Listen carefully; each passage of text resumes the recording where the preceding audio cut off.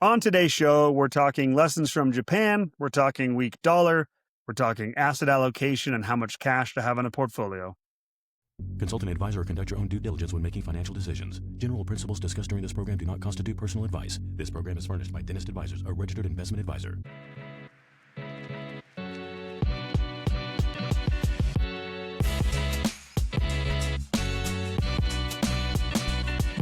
Welcome to Dentist Money's 2 cents, where we help dentists navigate all the noise. I'm Matt.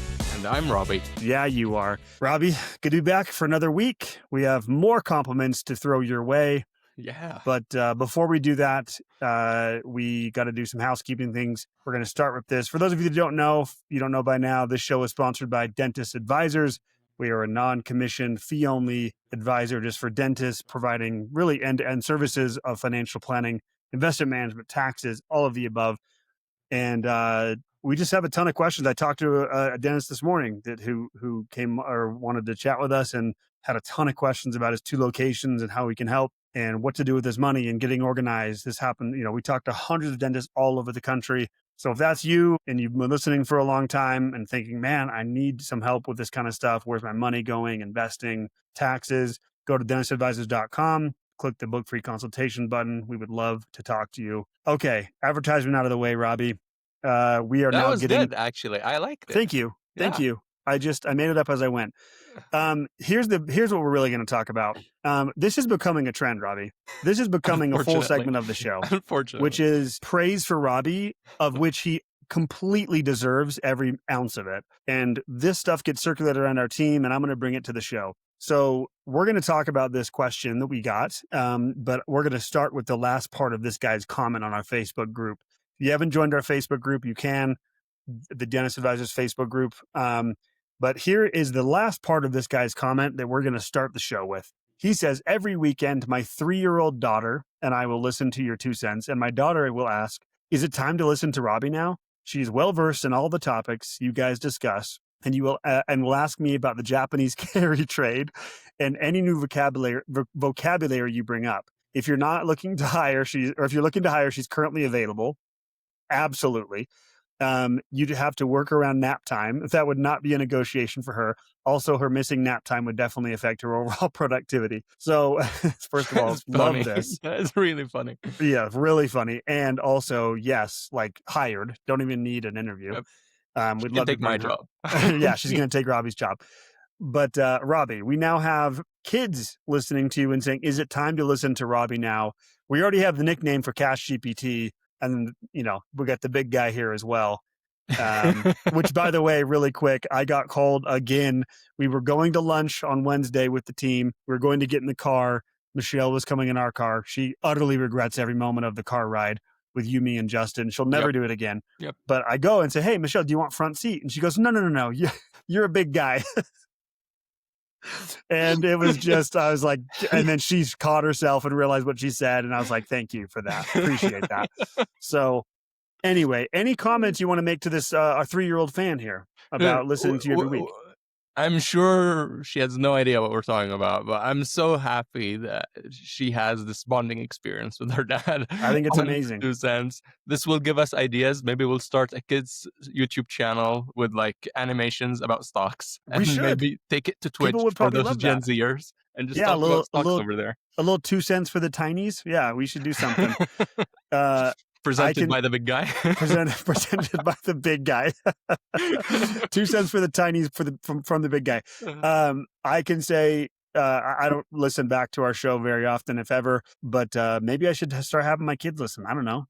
Maybe they'll start talking about the Japanese carry trade and we'll set them up for the future. But you know what? The Japanese carry trade is a big deal. In defense of the Japanese carry trade. It is a big deal. I agree. It's a big deal. The kids need to know. The first topic today is about that. That's what I was really just transitioning in. Yes. It is really important. This is our transition, is the Japanese carry trade going into lessons from Japan. Let's jump into that, Rabih. So let me tell you what we're learning from Japan, because a lot has been happening economically and politically, right? But I'll take 15 seconds just to get everyone on board. Remember what we know about Japan. Japan was a booming economy in the 80s. It was what we now as Americans consider the China of that age. It was the main competitor for the American economy. It was the factory of the world, the same kind of situation where we have in China. In the 80s, they had a big stock market bubble because real estate surged, stocks surged. They were living in euphoria. They were experiencing the roaring 20s, and the bubble burst in 1989. And since then, Didn't recover for they did not recover 30 for plus years. 36 years. And the stock market didn't recover for 36 years. And the reason it took them that long is because they are an aging demographic. They don't have lots of immigration or a lot of newborns to keep on stimulating the economy. It took until October 2025 for their Nikkei 225 index, which is the equivalent of the S&P here. Just think of it, large companies in Japan, to get back to the level from which it crashed on, from 1989 till October 2025. During that time, and especially since 2022 happened and inflation around the world happened, Japan had to change a lot of its economic policy. What they used to do for this long period of stable growth, very low inflation, aka no recovery period for Japan, what they did is that they were controlling interest rates at all levels. They controlled the overnight, 10-year, 3 months, 2 years, etc. And they also controlled what the 10-year should be, what the 30-year should be. And this type of yield curve control was unprecedented. Only Japan controlled all the interest rates across all time frames. But when inflation happened in 2022 and swept the economies across the globe, Japan had to adjust. And what they ended up adjusting to was, okay, we're going to start acting like the rest of the developed countries. We're only going to target the short end of the interest rate, like the 3 month we want to control, the 2 year we want to control. We'll let the market decide what the 10-year is going to be. Hard to walk that back, right?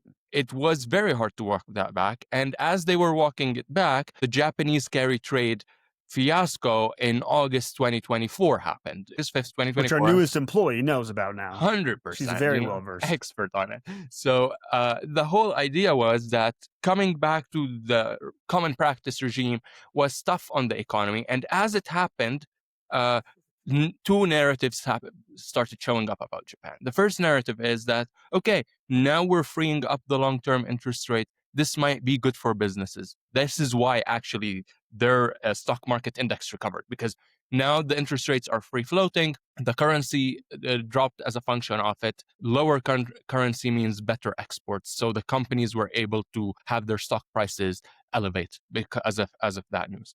But the other side of the story that happened, well, Japan is the country with most debt to GDP ever. They have 285% of their GDP in debt, right? The US is still at 120. So there's a really long way before the US can become a Japan. And these are two conflicting ideas right now. And either the economy keeps growing and politics is helping, which I'm going to talk about in a second, or the doomsday scenario that everyone around the world, including the US, are very afraid of, is that Japan, with its very high debt to GDP ratio and interest rates that are going up, will crumble under the impact of having to pay its own debt back, right? If you are a country that has so much debt, you will be taxing people, but instead of investing the money you receive from taxes in infrastructure projects and trying to, include AI in your economy, just going to the debt payment. It's just paying debt payment, and at some point you're going to declare bankruptcy. But a developed economy like Japan going bankruptcy means that 2008 scenario all over again, even larger. And the US is especially prone because the largest debt holder of US treasuries in the world, at around $8 trillion, I think, I'll correct myself later with the correct data, is Japan. So if Japan was facing bankruptcy because it has a high amount of debt, and then their interest rates are going out of control and their currency is falling, they might have to go and sell US treasuries. And that is how the domino effect, because once the US is hit, ripple effect here. Everyone is hit. Yeah. So there are a lot of lessons to be learned from Japan. What happened is that they just recently had another elections, etc. And it was the Kaishi, I think her name is the first female prime minister to ever hold position in Japan. And she's coming in popular, and President Trump went to Japan and they had a really good meeting, and she's coming in with more of a populist agenda, or it's like, we need to spend more on defense because China is on our border and it's growing uncontrollably and it's a threat. Another part of their agenda is that we're going to reduce taxes, especially on stuff related to food, etc., because Japan imports, and as their currency has been falling due to them shifting to the old regime of interest rates, it has affected the purchasing power of everyday Japanese. So they are trying to stimulate the economy. But when you got a new government that has the perspective that I want to stimulate the economy, it means that that government is going to take on more debt. So the Japan is heading in a trend where more debt is going to be accumulated, but everyone is betting that this new debt that's being taken on by this new prime minister who just had what we call it, an out of an ordinary election, just to grasp even more voters or more seats in the parliament to her side. They're betting that this marginal debt, the extra debt that is being taken, is going to grow the country out of its own debt. If it's inefficient, that's the theory you're saying. That's the bet. That's the bet. The strategy they're making. Yeah, we're at 285% debt to GDP ratio, and new governments coming in. They have majority in all branches of politics. What they're saying, okay, allow us to increase the debt a little bit more, and we promise you this is going to be very, very, very efficient. Then suddenly our debt problem isn't a problem anymore. If that doesn't work out, what will happen? It'll just be more inefficient debt that will make them dig a bigger hole for themselves, right? So, and it is scary, right? Because at that point, you are on the brink of bankruptcy as a big major economy in the world. Yeah, this isn't like Greece from several years ago. This is not even close. Bigger. It's a much larger magnitude. Much bigger. So what happened is that the yen, the Japanese yen, has been falling, and stock prices have been going up. They hit an all-time high as a function of the elections. I told you it took 36 years for them to recover. But since the recovery point until today, they are up 46%. So the Japanese stock market is doing well. The stock market doesn't mean economy, right? Yeah. The stock market is high because more funding is in the economy. So what they are right now, and to bring all of this together, what they are right now is that you've got a booming stock market, very similar to the US, right? They have a very weak Japanese currency. It's been falling vis-a-vis all other currencies except the US dollar, which I'm going to point in a second, across all the board. The only thing that remains is their interest rates. Their interest rates are fluctuating, but they are higher. If interest rates go out of the roof in Japan, it means everyone is selling Japanese bonds, currency is down, people are dumping bonds, the stock market will follow, the country is collapsing, everyone's worried. What is happening, the US being the reserve currency in the world, it is making sure that as the Japanese yen is depreciating vis-a-vis all other currencies, the US dollar is also following for it. It is its only support for the Japanese yen. So if you look at data, and if you just look for the last year, the US dollar versus the euro is down 11%, versus the British pound is down 8%, versus the Japanese, flat. The Japanese versus the US is flat, versus the euro is down 11%, and versus the British pound is also down 8%. So what is happening, instead of letting Japan be the only currency that falls in the whole basket of currencies and have Japan as an economy crumble, creating a domino effect in the rest of the world, the US, as the reserve currency, is making sure that it is going down with the Japanese to keep it propped up, to provide it with the support. And the administration is hitting two birds with one stone because they want a weaker dollar anyway, right? So can I ask two questions, yeah. Rabih, for the people? So what's the mechanism for this of like, how does the US control the dollar and how are they able to do this? And secondarily, can you summarize why the US would want a weaker dollar? Like, why is it in our benefit? Yes. Okay. So the first one, how does the US depreciate the dollar to support the Japanese economy? One of the reasons is to support Japanese economy. This is not the work of the Federal Reserve. The Federal Reserve just sets interest rates. Who controls currency is the Treasury Department. And the Treasury Department is involved in all trade around the world. And the Treasury Department can buy and sell currencies across the board. So in a very simplified manner, if they want the US dollar to be weaker, they're going to flood the global economy with US dollars. They increase the supply of US dollars in the economy. And what this means, the supply is higher, the value of the US dollar is weaker to the rest of the world. So what this means, imagine the Treasury Department as a big account, okay? And it's a gated community. If it has its US dollars within the gate, it's making the US dollar scarce in the rest of the world. That makes the dollar as a currency go up. If they open their gates, they throw out all their US dollars out into the rest of the world, but inside their gate, they start accumulating different currencies or gold, etc. All that dollar in the rest of the world is moving around. There's a lot of supply on the dollar. Its value vis-a-vis other currencies go down. So the fact that a dollar is going up or going down within, very rational ranges. We're not talking 40% down from one year to another, but like between a 20% down, 20% plus range over a 10-year period. This is nothing but pure mechanics of trade. And it's not something that should worry people. Okay, that was the first question. It's very mechanical. So the U.S. is basically saying, we're going to let some of these little dollars go play out in the yard, in the neighborhood. We're letting them out the gate. And the reason they're doing that is they're trying to minimize the impact of a weaker yen because they're worried that that's going to have that increases the risk of this ripple effect beginning. 100%. Because now, take it from the perspective of the Japanese yen. Imagine that every single currency across the world for Japan is now so expensive and they can't import from it. At least they've got the US, which is a great trade partner. Like in terms of the amount of trade that's happening between them, it cushions them a little bit, right?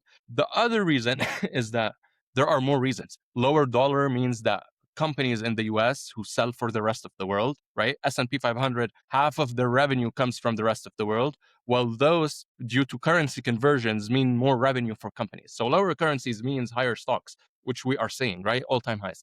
But it doesn't mean it's true objectively. It's just a matter of how the numbers are working. The second question that you asked me was...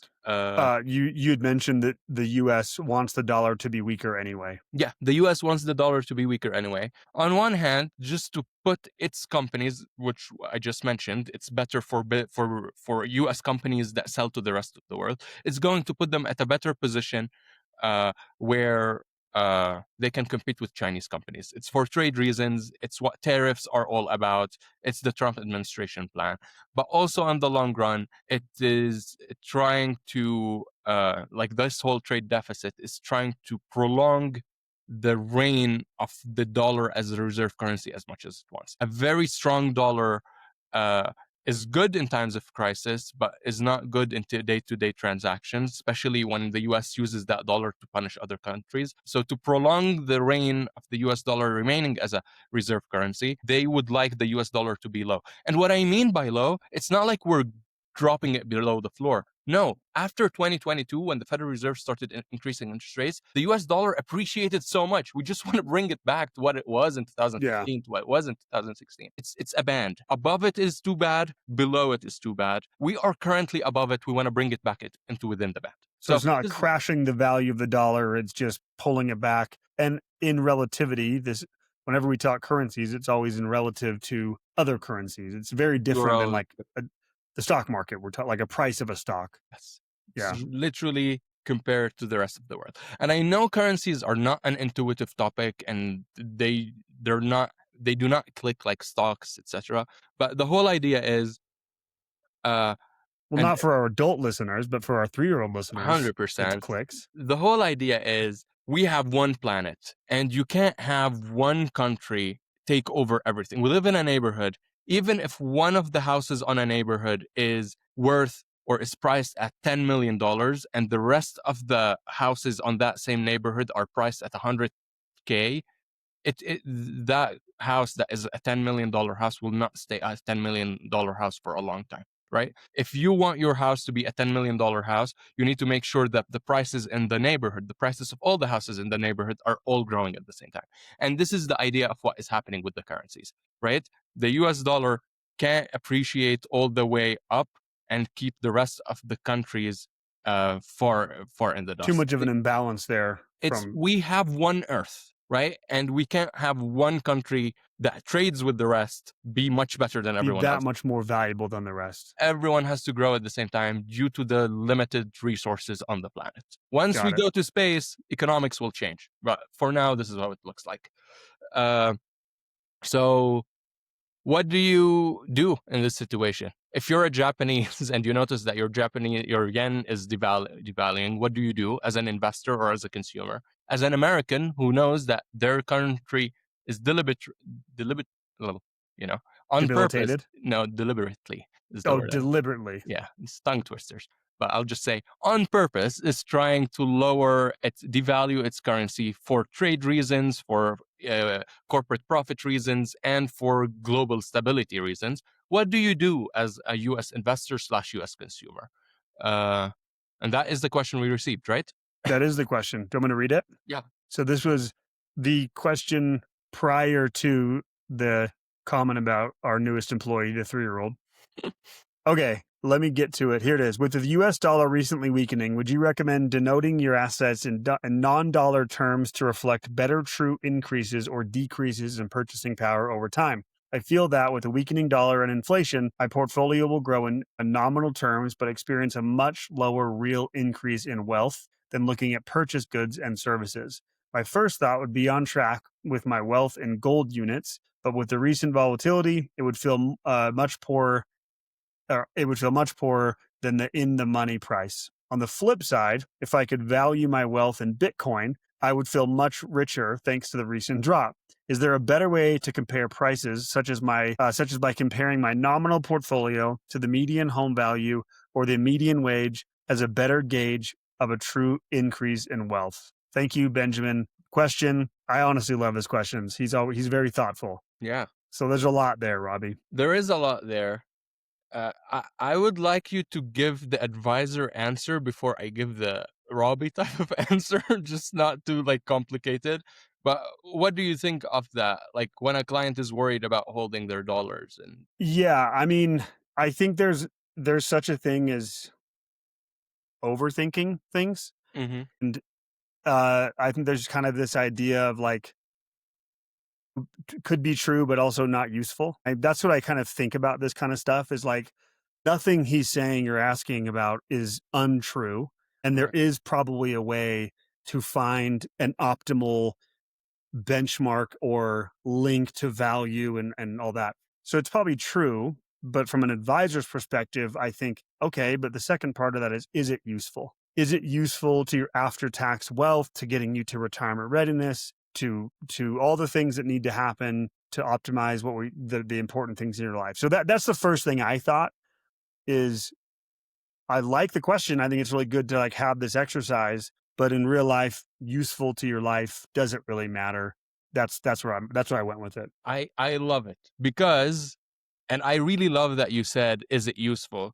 Because the question that came to my mind, what is the goal of us accumulating this money and making sure we're tracking our net worth and our net worth is growing? Is it just for the sake of having a higher net worth, Yeah. right? Or is Yeah, it, it's like financial engineering. It's like we can mess with numbers all day long. yeah, whether it's nominal or real, is the goal just to have a bigger real amount of accumulated assets? Yeah. Like, is that the goal? Or the goal of saving money to start with is to be able to fund the future consumption? Like money that is not consumed is being saved, but the money that is being saved is just delaying consumption, right? So I'm going to start with the answer and then explain why it is the answer rather than try to confuse you all like I Love did with this. the In the currency. days of TikTok, let's just get to yes, this is what we The need. answer is the unit of your wealth. It could be a currency, it could be gold, it could be Bitcoin, it could be houses. The unit of your wealth to avoid risk should match the unit of your consumption. If you're in a country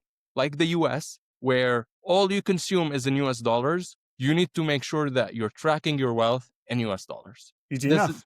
as easy as that. Now I'll give you the answers for why it shouldn't be the other reason. Just the difference, if you dissociate them, now there is a risk of convergence between one and the other, right? We are asking the situation about maybe let me measure my the value of my net worth in terms of real assets, the wood, the electricity, the iron, all the stuff that exists in my house, right? In terms of commodities. Well, okay, now when the dollar is depreciating, this is a very good thing to do, because on paper, the real term is being preserved and nominally it's just being diluted away. But we experience more periods of, I would say, winning against inflation than losing against inflation. The current regime we're in, we're losing against inflation. But a regime where we are winning against inflation is when everything drops in value due to productivity gain. Every time we figure out a new technology, right? Your iPhone, for the last 10 years, it's always been around $1,000, right? Yep. But the amount of stuff that you get for the $1,000 is increasing exponentially. Well, except, Apple just changes the camera and tells you without. Yeah, in terms of maybe not the case anymore. Yeah. I'm not talking about the hardware. I'm talking about the software, about the ability of the chip to do compute, you're now getting AI for the same price of the iPhone that you paid for in 2016, Yeah. right? So most of the time, our standards of living are improving. Most of the time, our economy is growing. Most of the time, productivity is creating this deflationary pressure on commodities. So most of the time, tracking US dollar is better than tracking in terms of your house or the commodity that you're looking at. Because let me give a very extreme example, and I say, right now my net worth is the equivalent of all the wood, all the metals, all the wiring, all the piping of 5 houses, and that equates, let's say, $5 million. Let's do that example. Give it 10 years into the future, where everything has devalued because of productivity gain. The same example with the iPhone. You're still paying $1,000, but you're getting a lot more from your iPhone. If you convert back from these material that built 5 houses and you convert them back to US dollars, well, that will be much more expensive. It'll be like 20 million. You're thinking, oh, now I need 20 million to buy these 5 houses. But what you're saying is that with 20 million, you're getting much more. If you buy a house with 20 million, it's going to be much, much more. So just like moving in one direction costs you, moving in the other direction also costs you. So this is the answer. And these are more, as you said, we're overthinking it. This is called, because this is really a textbook answer, this is called the numeraire problem in finance. It's an unsolved problem. Like, what unit are we going to use? Are we going to use the currency? Are we going to use real value of goods? Or these are problems. And as academics go, sometimes they hit a dead end. But there has been, we can't predict the future, but we can compare to other countries and learn from them. And there is a very nice situation or a case study that happened on this earth that we can really learn from. And that is the case of Turkey, the country, or Turkey, as they know. We know it well. The case of Turkey. Yeah. The case of Turkey. What happened is that Turkey as an economy is a producing company. They do a lot of exports. So because they do a lot of exports, they'd like their currency to be low, because this is what brings money into their country. Not shadowing any other event or like to connect to any current situations. But back in the 2015 time, the president of Turkey decided to legally dissolve the central bank and him become the central banker. Not foreshadowing, right? And what happened then is that the global investment community lost trust in the ability of the Turkish lira to maintain its value. It started depreciating like crazy. We're talking 90% of the Turkish lira lost its value. No Turkish citizen can now travel outside of Turkey to do tourism because it's so expensive to convert their currencies back. However, because Turkey is a country that produces all its products and they do not depend on import, a lower currency didn't affect the people who live within the country. They still buy the same products at the same prices for them. Everything is priced in Turkish lira. In their own bubble of Turkey, they were not affected because the value of their assets and the unit of their assets and the unit of their consumption are equal. This is the same answer that I've given you. For example, if those Turkish people were holding their currency in US dollar, now probably they can buy more stuff within Turkey. Good for them. But let's do it the other way around. If you're an American citizen, or if you live in the US and you're holding all your money in non-American stuff and that other currency depreciates, you can't afford anything in the US anymore. So given that the US is the reserve currency, and given that the the question Ben asked was about Americans converting to any other currency, find me any other asset, find me any other currency where if it crashes against the US dollar, you're still able to maintain your consumption. If you find one, then maybe it's worth addressing. But Yeah. gold is very volatile. Bitcoin is very volatile. Houses, I just went on a limb that commodities lose their value in real terms due to productivity. What is it that you will find? Usually if you're not happy with the currency of your country, you go to the reserve currency. Our situation, our country is the reserve currency. Yeah. So doing it would be going in the wrong direction twice, not once. I love it. I mean, it's such again, I think it's hopefully helpful to go through this mental exercise. And what I'm hearing from you as you go through this is, again, kind of come back to the very beginning of like, could be true, but is it useful? The other part of this is you're highlighting is like, what's the trade-off you're making? So just, he even mentions it in his question, like using gold, let's say, as an option. Well, okay, but now you've made the trade-off of volatility and given up the value of your assets to the whims of supply and demand and just the market all of a sudden crashing on you. So I totally, I mean, to your point, the easy answer is don't overthink it. US dollars. Match your consumption currency to your asset currency. Yeah. Or else you're adding more risk. Yeah. Love it. And he even says in there, like, I think part of this motivation, which we get, is kind of like what's going to allow me to feel richer. Like that feels richer. This feels better on my balance sheet. But to your point, you've got to match. If you're in America spending US dollars to live, you've got to match the value to that same unit. In terms of risk, I would rather worry that my portfolio might have a couple years of, not beating inflation over the worry of, my portfolio is fluctuating so much I might not be able to afford food. There is going to be fluctuation somewhere. It's either with the assets and what they're invested in, or with the assets versus your consumption ability. Where do you want to place that fluctuation? I'd rather throw it far away where it doesn't affect my day-to-day. Love it. I think we thoroughly answered that. This is, I kid you not, this is a graduate level economics question, and I can't believe we're doing it on a podcast. I think it's great. I mean, Benjamin is literally, he's very active on our Facebook group, which I really appreciate. His daughter's a fan. And honestly, I think he pushes us to, and hopefully through his questions and these discussions adds value to the whole listener base and dental community. So hopefully it's helpful. All right. We covered Japan. We covered the weak dollar. Anything else you wanted to add on that one? No. And the last thing we wanted to hit, we started kind of trying to pull just like things that are coming up during the week from clients, case studies, meetings that we have. And so this has been coming up more and more, and we kind of referenced it slightly on the rebalancing discussion we had a few weeks ago. This kind of falls in that same category. Maybe let's back up a little bit as we talk about this.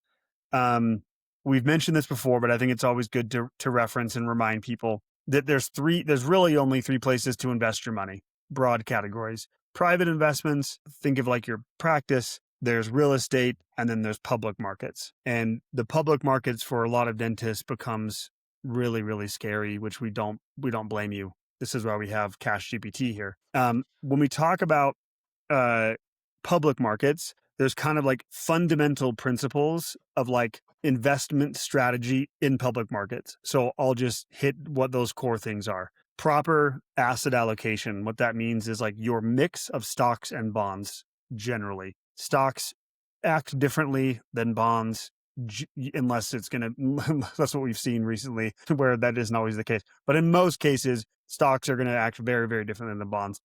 So that's asset allocation, having the proper mix. Diversification is how many different things within those categories you have. So for example, on the equity side, you could have an ETF with thousands of different stocks in it. You could also own one individual stock. So you might have the asset allocation right, but doesn't mean you're properly diversified. And then there's the rebalancing piece. So making sure you're always staying within that. So this question's come up a lot recently? Well, anything you want to add to that, Robbie? Just Uh, fundamental stuff. no, those Okay. are the What's been coming up recently with some clients, and this has been brought up in our advisor just meetings, and just a lot of clients. I think we're having a lot more discussions. We have now kind of an older, like, we tend to work with younger dentists in general, but we've had a lot of dentists who we've worked with for a long time, like 10 plus years, who are now getting to these places of retirement. And this question has been coming up a lot, and really around worries, because the worries around like my portfolio crashing when I go to retire. Like, this just came up recently. And I thought it would be helpful to talk about the way that we look at portfolios, Robbie, when it comes to like where you are in your career. Because I think that, again, dentists just assume stock market's this big scary thing. I know that it crashes. I read the news. I know that can happen.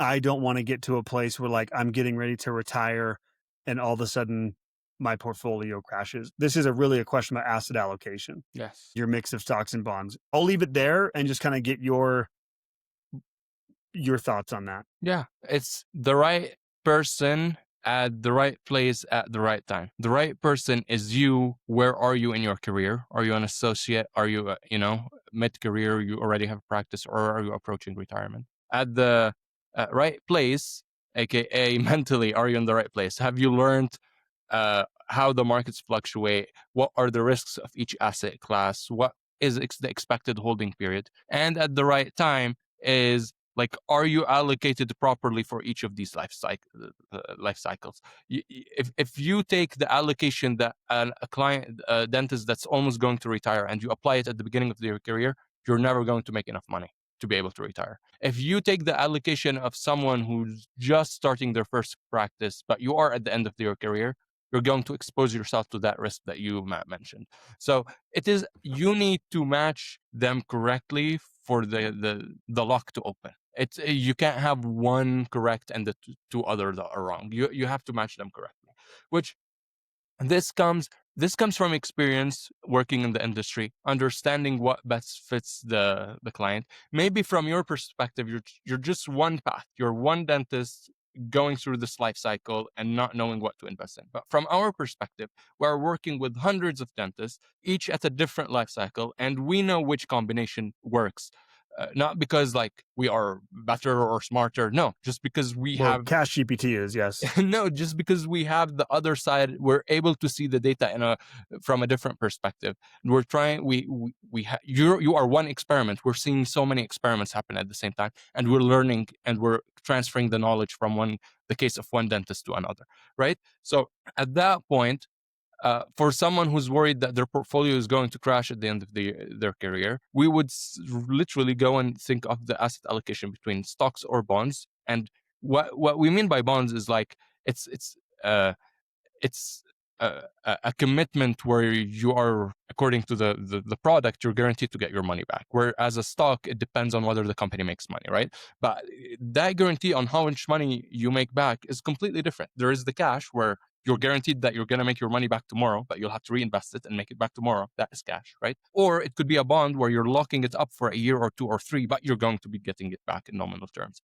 right? So even within that bond, you can structure it. And depending on the portfolio size, depending on how much money you're going to withdraw from that portfolio in retirement, you decide on that asset allocation. So if a crash happened, you can either ride through it or you're immune to it. Depending on your situation, you have to design one or the other. And that's the point of, like, when we talk about like the jobs to be done of planning, financial planning as a whole, right? As a topic, this is a huge job to be done. That what we're realizing as we have these conversations with these kind of like aging dentists who are getting ready to retire is that you've never been forced to necessarily think about something as intricate as like, how does my asset allocation change as I no longer have money coming in from my work? And it completely changes the game. And it's a psychological, emotional challenge for a lot of dentists to be thinking about this. Not only like the intellectual aspect, it's scary. It's like I'm now transitioning into like living off my portfolio when I've been doing 30 or 40 years of just making a paycheck. And to your point, this is a huge part of what we do and conversations that we're having. And this is why I wanted to bring it up today, because it feels like we've had a lot of conversations and questions from a lot of dentists.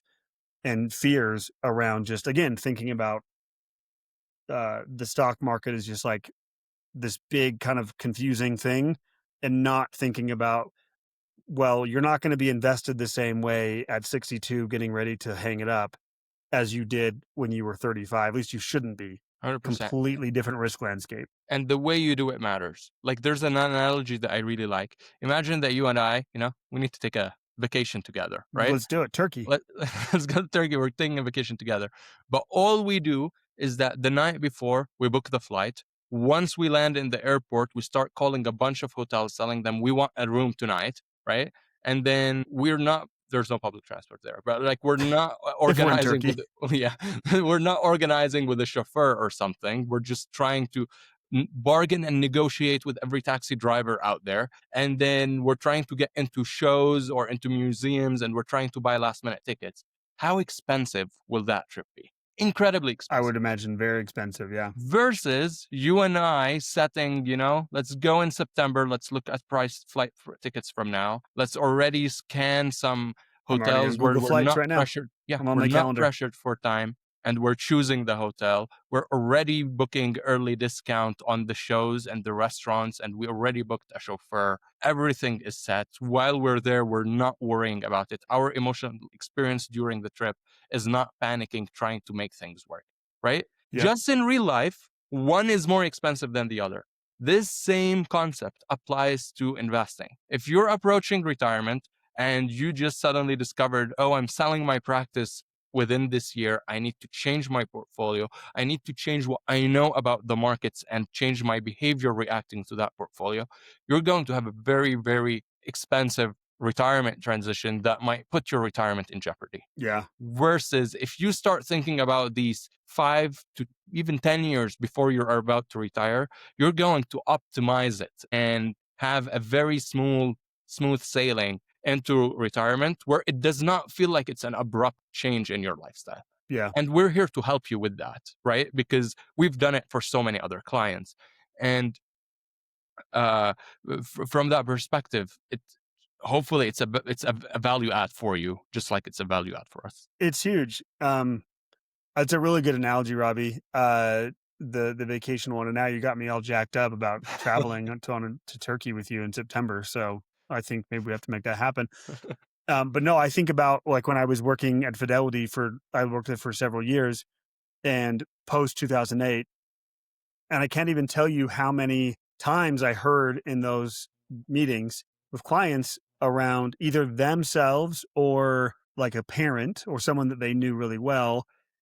They would talk about how 0809 had ruined retirement for them and extended out their retirement for, several years, whatever. And at the risk of sounding insensitive, but I will say, sometimes, depending on the situation, my thought was, well, that's you being unprepared. Like if you're allowing an 0809, and again, this sounds insensitive, but there's some truth to it of that shouldn't ruin your retirement if prepared properly. If you're already wet, it's too late to buy an umbrella. Yeah, exactly.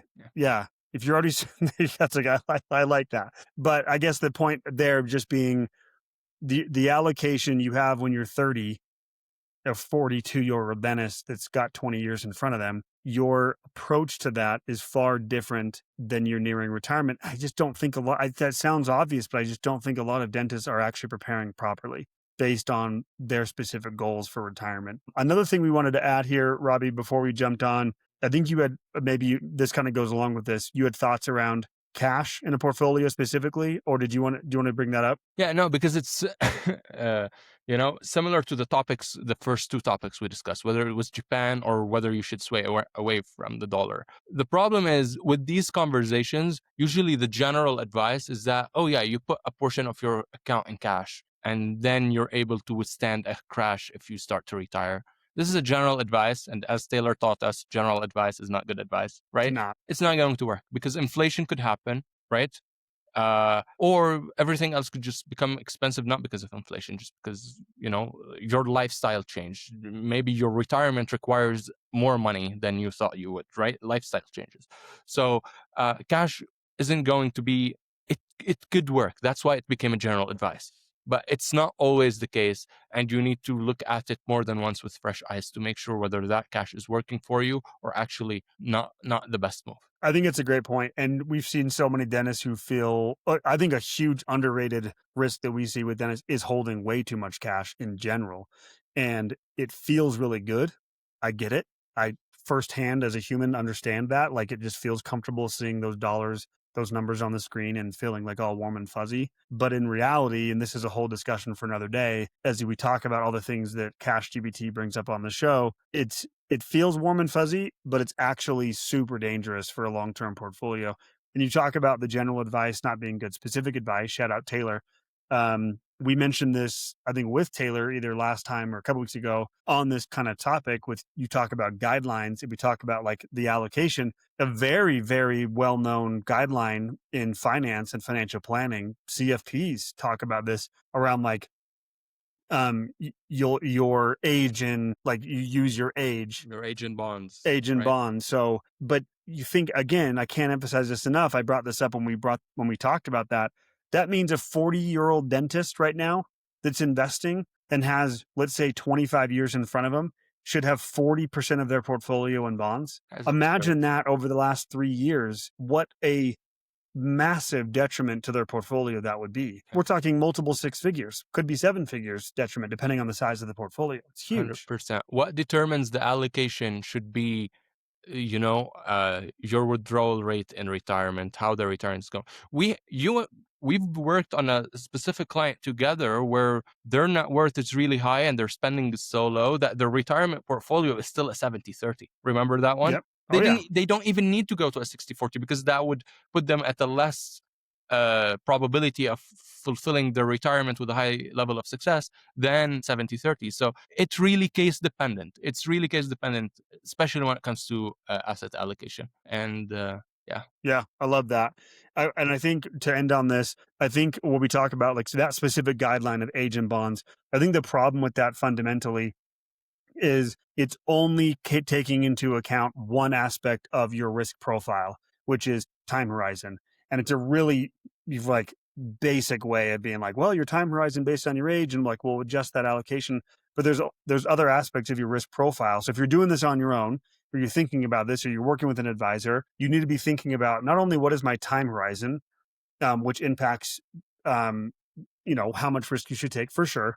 There's your risk tolerance. That's how much pain you can take. There's your risk capacity, which is based on my cash flow, my debt load, my balance sheet, my profession, in this case, dentist. Like that is going to dictate your capacity, which is how much pain can you actually take? How much risk can you actually take on? That's a formula, basically, that Rabih would figure out. And then there's the need for risk. How much risk do I actually need to take to achieve my goals? And I just don't think, Rabih, that enough dentists think about this kind of global risk profile, and they fall prey to this general advice only taking into account, like, let's say, risk tolerance. Right. And there's just so much more to it.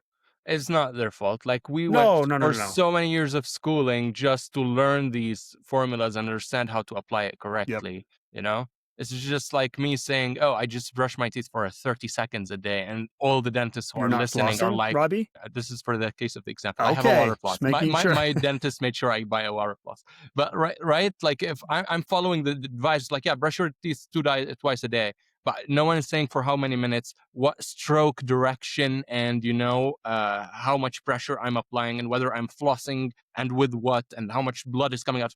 Like the dentist is listening for me just saying a general advice. If I brush my teeth twice a day, are going to lose their minds. Like, no, you're not doing it correctly. You're doing it every single day, but on the long run of 40 years, your teeth are not going to be in a better health. Yep. This is the mirror image of it with us, where people are coming to us saying, oh, I follow the general advice of your agent bonds. And we're thinking about all the nuances and say, okay, you may be following an advice, but in 40 years, you're not going to be doing well for your portfolio. So true. So you are Cash GPTing these analogies today. Yeah, this is Adam Smith's specialization of labor, right? We need each other so everyone gets more value out of it. Rabih, this is just again, the analogies, the callbacks to Turkey, Adam Smith. You are just Cash GPTing everywhere. This is awesome. Any other final words of wisdom you want to ad here. No, we got to get you going. You got to get up on the mountain here. This was great, Rabih. Honestly, thank you for being here and sharing this. If you want to hear more Cash GPT live, which I know you do, you want to come to the Dennis Money Summit in Midway, Utah, June 11th through 13th this year. Again, we joke a lot on this show. I cannot emphasize enough how excited I am to hear Rabih speak. It's going to bring a whole different angle than we haven't had in years past. So if you want more information, come hang out with our team, come hang out with like-minded dentists. The theme this year is Plan for the Present. You can go to dennismoneysummit.com. We would love to have you there. For now, Cash GPT, our little 3-year-old favorite fan, thank you for being here. Thank you for listening. That was our 2 cents. Till next time. Bye-bye.